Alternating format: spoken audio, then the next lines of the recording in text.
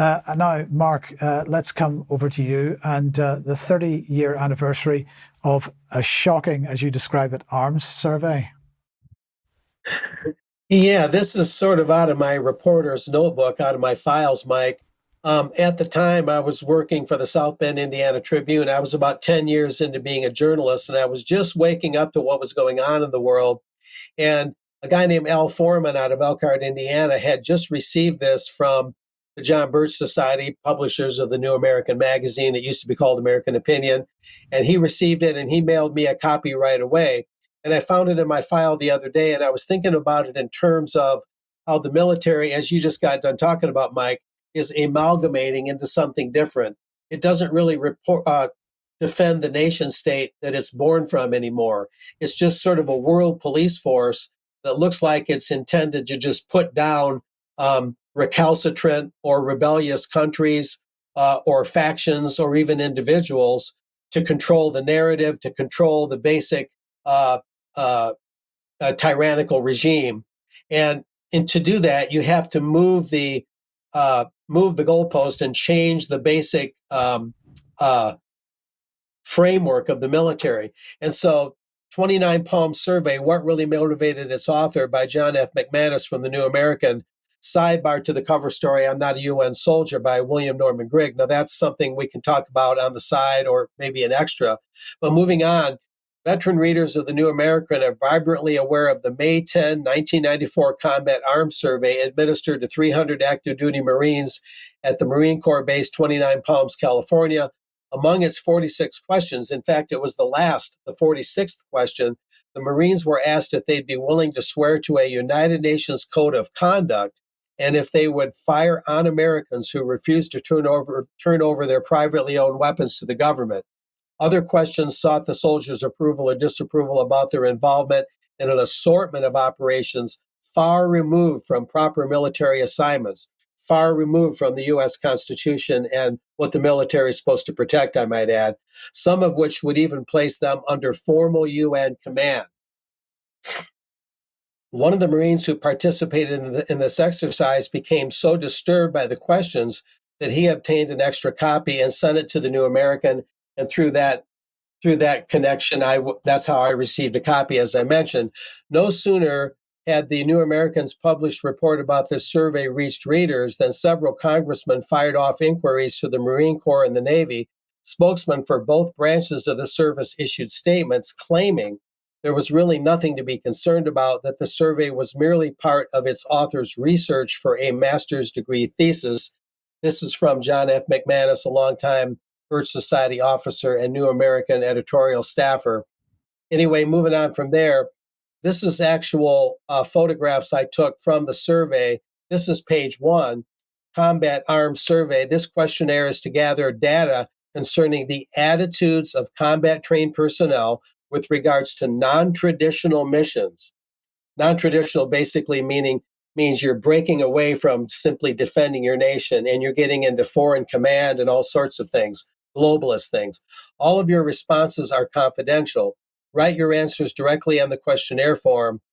Place an X in the space provided for your response. Now, cutting to the chase, here's the exact question number 46. The last question in the survey asked to these Marines at that Marine base. The U.S. government declares a ban on the possession, sale, transportation, and transfer of all non-sporting firearms. A 30-day amnesty period is permitted for these firearms to be turned over to the local authorities. At the end of this period, a number of citizen groups refused to turn over their firearms. Consider the following statement.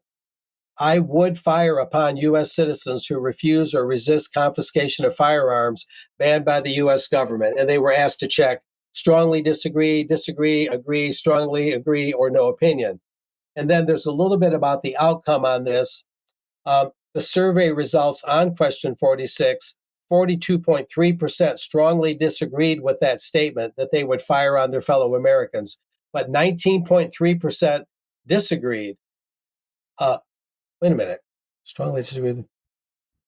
Yes, and 18.6% agreed. Yeah, 42% strongly disagreed. I'm sorry, 19.3% disagreed. There's strongly disagreed and disagreed.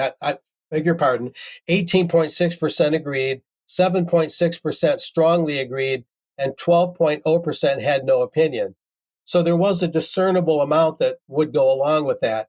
In one of the footnotes appearing in this thesis, the writer of which was Navy Lieutenant Commander Ernest Guy Cunningham, there's comments placed by some of the Marines next to their answers to this question. So this was a thesis carried out by this Ernest Guy Cunningham, a Navy lieutenant commander, and he included that very touchy question. But some of the angry soldiers responded, "What about the damn Second Amendment? I feel like this is a first in communism." Another said, "I would not even consider it. The reason we have guns is so that people can overthrow the government when or if the people think the government is too powerful." Another soldier said, "Freedom to bear arms is our Second Amendment. If you take our amendments away, then you can take this job and stick it where the sun don't shine.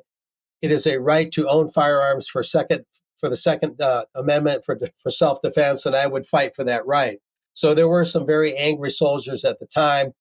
I'll note, Mike, that I talked to a Daniel New who lives in Texas, and his son Michael New is known for refusing to wear the UN blue. Back in 1995, he refused to wear a UN beret or UN insignia on his uniform, and he was court-martialed a year later in 1996. He was stationed in Germany at the time, and the father of that soldier, Daniel New, he got to know Ernest Guy Cunningham, who wrote this thesis. He believes that Cunningham was concerned that American soldiers were losing their moral outlook, you might say, and that they might consider firing on their fellow citizens. And he wanted to put a controversial question in there to see how they'd respond. However, John McManus, the noted New American editorial guy and JBS officer that I talked about, he tended to disagree. And in his writings, he thought that Ernest Guy Cunningham was maybe pro-UN and was trying to inculcate or cultivate that idea in those soldiers. So there's controversy there as to whether this was innocent or not. But it's very indicative and illustrative, Mike, of what's been going on. And I understand from talking to Daniel New also on the phone recently that there have been subsequent attempts to get soldiers to answer these kinds of questions. And over time, they've been worn down.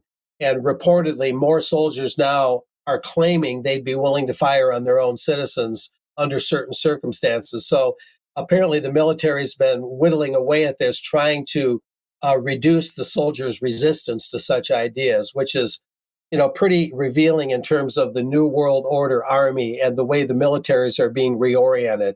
So Yes. a very important historical item that's kind of an evergreen. It's something always to be concerned about, Mike. So be back. Yep. Go back to you. Back to Thank you. you. Thank you, Mark. Thank you. Okay, now